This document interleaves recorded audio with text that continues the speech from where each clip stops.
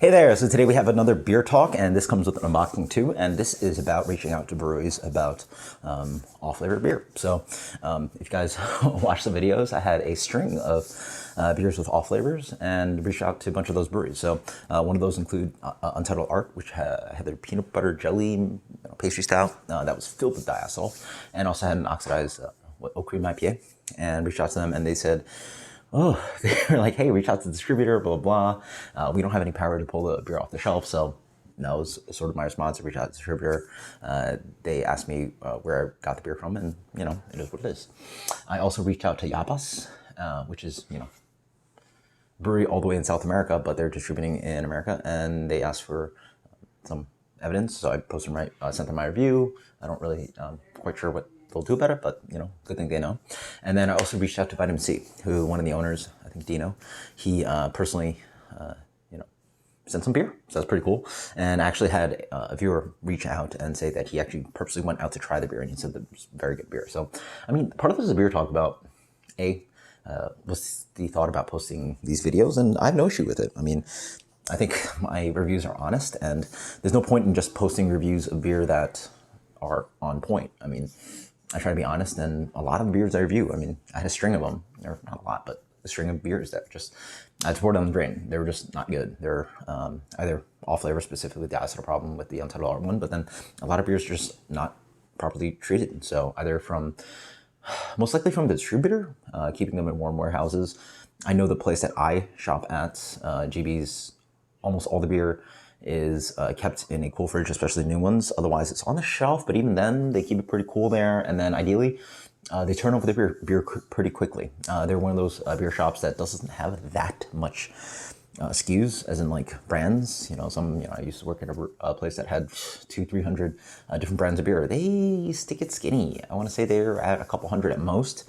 And a lot of them are just like order a couple cases, move it, and then what's new, just move. It's not too hard as a retailer in Orlando to turn over, 48 cans of beer, right? It's, pretty easy. So as long as you're turning over the beer pretty quickly within, a few weeks, maybe a month at most, should be pretty good. So for me, the most important thing is that that's a string of beers that, like, again, some of these beers are not cheap, and they're $4 to $6 per can. If I spent $20 of beer that I had to pour down the drain, 4 or 5 cans, and if I couldn't offset it with the price of this channel, I honestly just wouldn't purchase new IPAs. I would try to focus on beers that I knew were shelf stable.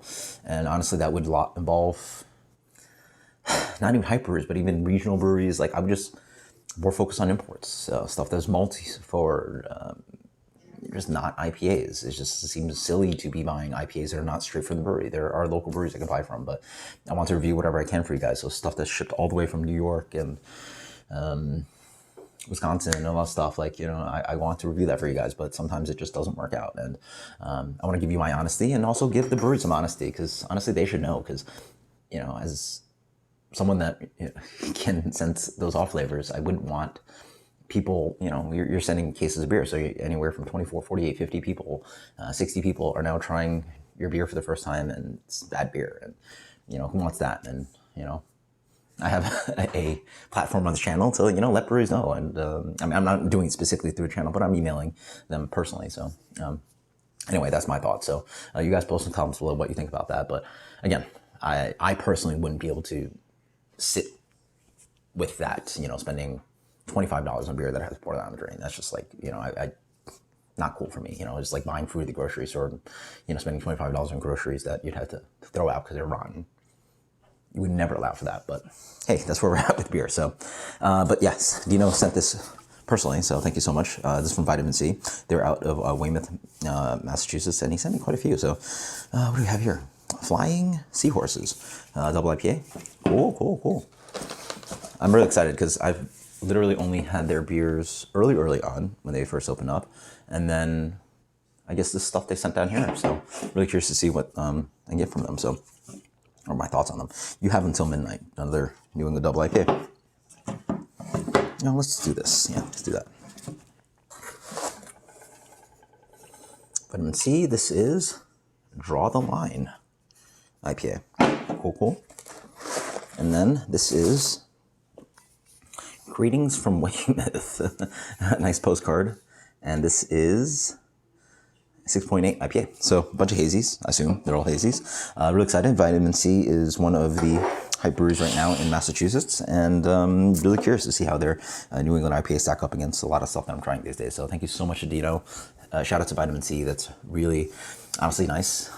You know, not too many questions. Like, hey, sorry, the beer didn't work out for you, and here's some beers to make up for it. And you know, I'm really happy to review these beers for you guys to really spread the love. You know, it's great when breweries, you know, try to make it up like that. And shout out to Vitamin C. So post in the comments about your comments below with your thoughts. Until next time, guys. Cheers. Later.